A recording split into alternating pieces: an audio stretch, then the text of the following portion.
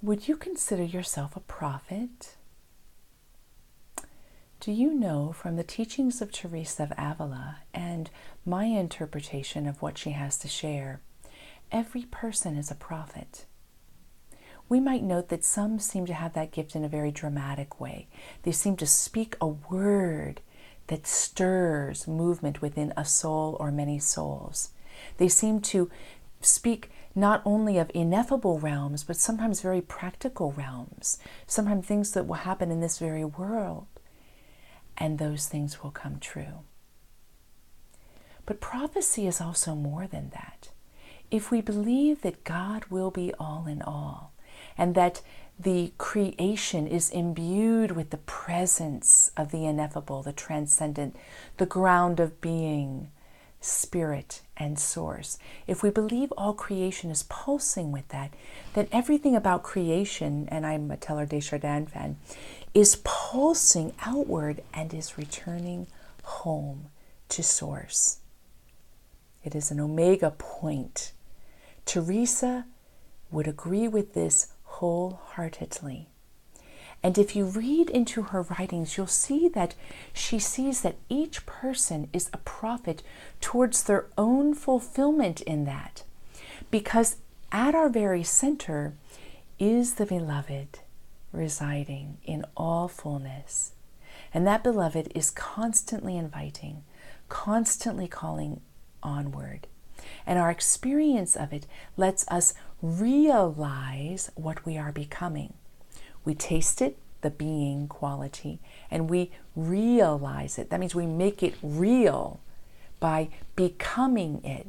So the more we experience this part of ourselves, the more we live in the prophetic nature of our being. Let me give you a very practical example. Teresa entered the monastery when she was 23.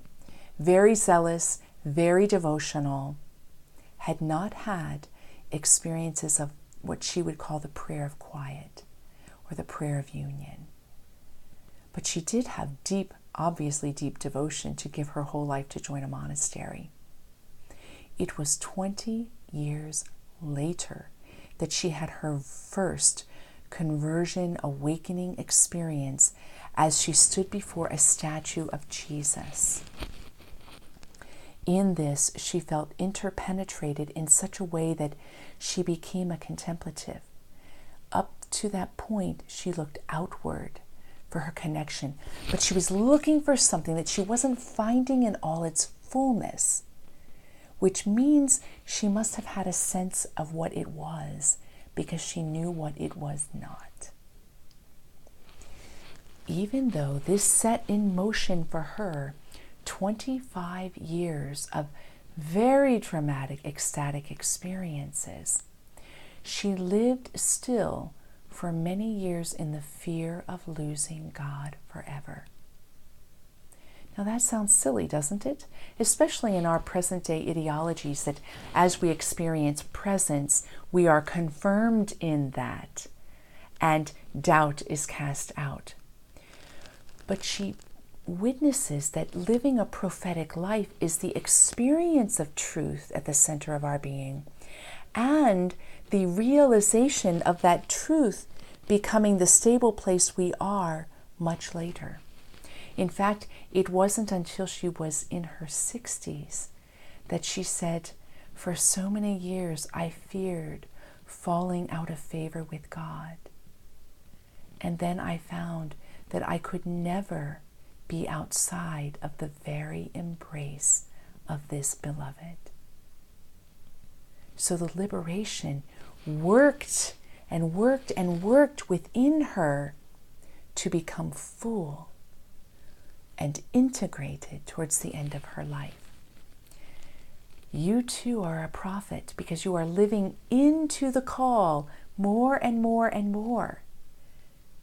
She had many instances, as we all do, that when we have a transfiguration experience, we want to be like Peter, James, and John and set our tent up there and never leave, only to find that the very illuminating experience seems to become something of a memory, even if it's a living memory. as we ebb and flow in this life, as our minds grow and our hearts grow and we heal and we transform, these tastes that we have of union are real. But we don't want to be deceived to thinking that just because they're real, that we are firmly established in that glory and in that state. They are there to remind us of our essential nature so that we become the prophet for that cause, for the Word becoming flesh in us. Teresa believes in your prophetic nature, and so do I.